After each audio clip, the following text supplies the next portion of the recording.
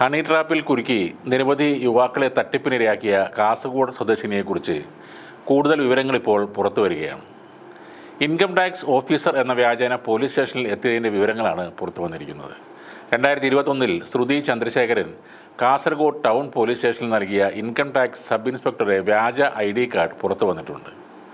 സ്റ്റേഷനിൽ GD charge ചുമതലയിൽ ഉണ്ടായിരുന്ന പോലീസുകാരനെ കൈക്കൂലി വാഗ്ദാനം ചെയ്യുന്ന ഒരു ശബ്ദ സന്ദേശവും ഇതോടൊപ്പം പുറത്തായിട്ടുണ്ട്. ശ്രുതി ചന്ദ്രശേഖരൻ മേൽപ്പറമ്പ് SI അരുൺ മോഹനെതിരെ നടത്തിയ വ്യാജ ആരോപണങ്ങൾ അന്വേഷിച്ചതോടെയാണ് യുവതി മുൻപ് നടത്തിയ സമാനമായ തട്ടിപ്പുകളും പുറത്തുവരുന്നത്.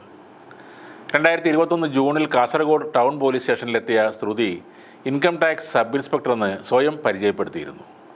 അതിനെ വ്യാജമായി തയ്യാറാക്കിയ ഇൻകം ടാക്സ് ഓഫീസറുടെ ഒരു തിരിച്ചറിയൽ രേഖയും പോലീസുകാരെ കാണിച്ചിരുന്നു. അയൽവാസിക്കെതിരെ യുവതി നൽകിയ പരാതി വ്യാജമാണെന്ന് അന്ന് ഡ്യൂട്ടിയിലുണ്ടായിരുന്ന പോലീസ് ഉദ്യോഗസ്ഥൻ കണ്ടെത്തിയിരുന്നു. മാത്രമല്ല, ശ്രുതി ചന്ദ്രശേഖരൻ പ്രതിയെന്ന് ആരോപിച്ച വ്യക്തിയിൽ നിന്ന് സ്വർണവും പണവും തട്ടിയെടുത്തതായും വ്യക്തമായിരുന്നു. ഇതോടെ അന്വേഷണ ഉദ്യോഗസ്ഥനായ പോലീസുകാരനെയും ആ യുവതി സ്വാധീനിക്കാൻ ശ്രമിച്ചു. ഇതിനുവേണ്ടി ശ്രുതിയെ കൈക്കൂലി വാഗ്ദാനം ചെയ്യുന്ന ശബ്ദസന്ദേശം മാധ്യമങ്ങൾക്ക് ലഭിക്കുകയും ചെയ്തു. ശ്രുതി നൽകിയ ഈ വ്യാജ പരാതിയിൽ കേസ് അന്വേഷിച്ച പോലീസുകാരൻ നടപടി നേരിടുകയും ചെയ്തു. ഇദ്ദേഹത്തിൻ്റെ ശമ്പള വർധന തടഞ്ഞുകൊണ്ടുള്ള കേസ് ഇപ്പോഴും നടക്കുകയാണ്. യുവതിക്ക് പിന്തുണയുമായി സേനയ്ക്കുള്ളിൽ തന്നെ ചില ഉദ്യോഗസ്ഥർ കൂട്ടുനിൽക്കുന്നുണ്ടെന്നും ശ്രുതിയെ പിടികൂടിയാൽ തട്ടിപ്പ് സംബന്ധിച്ച കൂടുതൽ വിവരങ്ങൾ പുറത്തു വരുമെന്നുമാണ് തെളിവുകൾ സൂചിപ്പിക്കുന്നത്. അതേസമയം പലരും ഈ തട്ടിപ്പ് വിവരം മനസ്സിലാക്കിയിട്ടും വിവരം മറച്ചുവെച്ചതോടെയാണ് യുവതി വീണ്ടും തട്ടിപ്പ് തുടർന്നത്. വ്യാജ തിരിച്ചറിയൽ രേഖകൾ ഉപയോഗിച്ച് തട്ടിപ്പ് നടത്തിയ സംഭവത്തിൽ യുവതിക്കെതിരെ മേൽപ്പറമ്പ് പോലീസ് ജാമ്യമില്ലാ വകുപ്പുകൾ പ്രകാരം കേസെടുത്തിട്ടുണ്ട്. തനിക്കെതിരെ കേസെടുക്കുന്ന ഉദ്യോഗസ്ഥരെ സ്ത്രീപീഡന കേസുകളിൽ പ്രതിയാക്കാനാണ് ശ്രുതി ശ്രമിച്ചിരുന്നത്.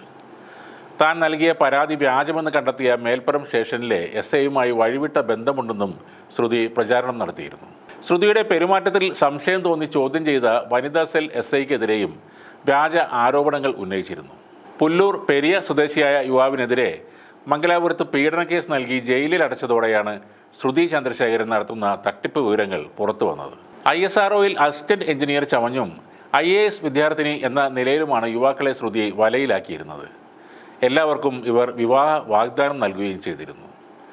കാസർഗോഡ്, കണ്ണൂർ, കോഴിക്കോട്, തൃശ്ശൂർ ജില്ലകളിലെ പോലീസ് ഉദ്യോഗസ്ഥരും ശ്രുതി ചന്ദ്രശേഖരൻ്റെ തട്ടിപ്പിനിരയായിട്ടുണ്ട്. തട്ടിപ്പ് വിവരം മനസ്സിലാക്കിയിട്ടും മാനഹാനി ഭയന്നാണ് പോലീസുകാരിൽ പലരും ഈ വിവരം മറച്ചുവെച്ചതെന്നും പറയുന്നു.